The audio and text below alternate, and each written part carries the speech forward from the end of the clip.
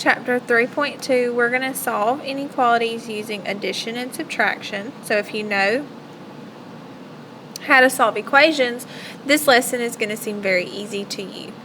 Your objective for this lesson is to be able to use addition or subtraction to solve inequalities.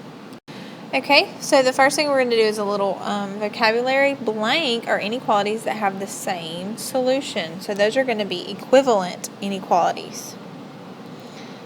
Equivalent meaning equal inequalities.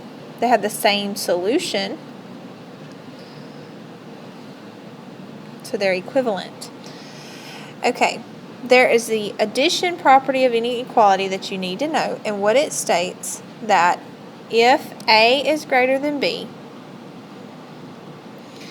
then A plus C is greater than B plus C. So I can add the same thing to both sides of an inequality.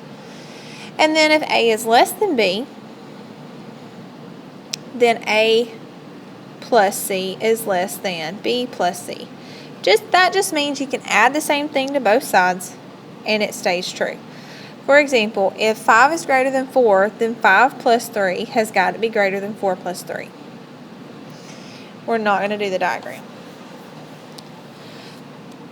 Alright, example 1, we're going to solve this inequality. What are the solutions? Graph the solutions. Here's my inequality. I'm going to rewrite it so the words don't confuse you. And that's what you need to do too. And so I have my inequality and I want to solve. Well, I'm just going to add 15 because I want to get everything away from the variable. And that gives me x. The inequality comes down, and the negative 12 plus 15 is 3. And that's my answer.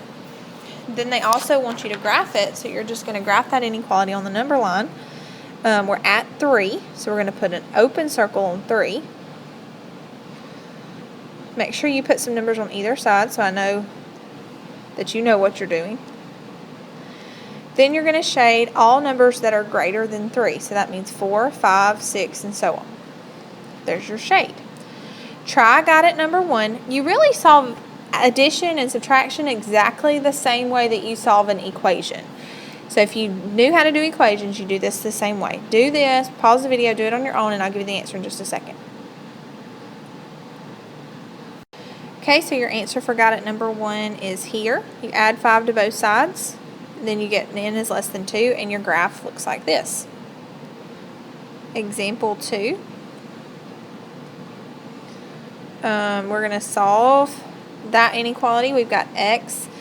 10 is greater than or equal to x minus 3. The opposite of minus 3 is going to be plus 3. So we're going to add 3 to both sides. And we get 13 is greater than or equal to x. So we graph that by doing 13. And we'll do a couple numbers on either side. And then we are going to put a closed circle on 13. And we're going to shade all numbers that are less than or equal to 13 because 13 is greater than or equal to x. Our solutions are going to be x is less than or equal to 13. So we're going to shade this way. Okay, got it number 2. Solve that inequality on your own. Pause the video and do it, and I will give you the answer in just a second. Okay. Add 11 to both sides, you get m is greater than or equal to 9, and then you put a closed circle on 9 and shade all the numbers that are bigger than 9. Key concept for the subtraction property of inequality. And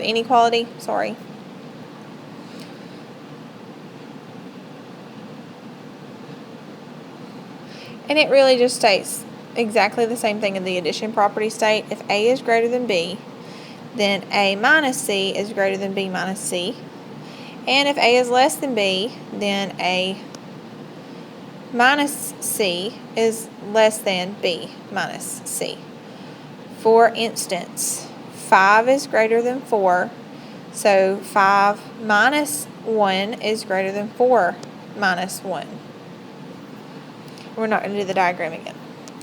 Okay, example 3. using the subtraction property, I've got t plus 6 is greater than negative 4. So the opposite of that is going to be subtract 6. And I get t is greater than negative 10. Same sign, add and keep. We have to graph it. So we're going to do 10, negative 9, negative 8. Make sure you do at least 2 numbers on either side. Put an open circle on negative 10 and shade all the numbers that are greater than negative 10. And that's your final answer. Got it, number 3? Pause the video, try it on your own. I'll give you the answer in just a second. Okay, you're going to subtract 12 from both sides. And I end up with negative 13 is greater than y. So we'll put our number on negative 13. Make sure you do a couple of numbers on either direction so I know that you know how to put your numbers on a number line.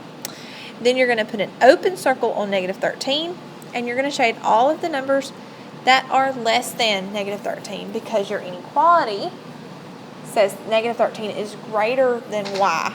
So all of my numbers have to be less than negative 13. Okay. Example 4.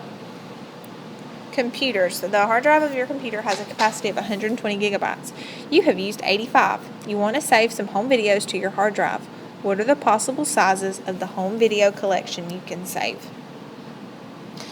So I've got 85 gigabytes plus some amount of video gigabytes, and it cannot be more than 120, so it has to be less than or equal to 120 gigabytes.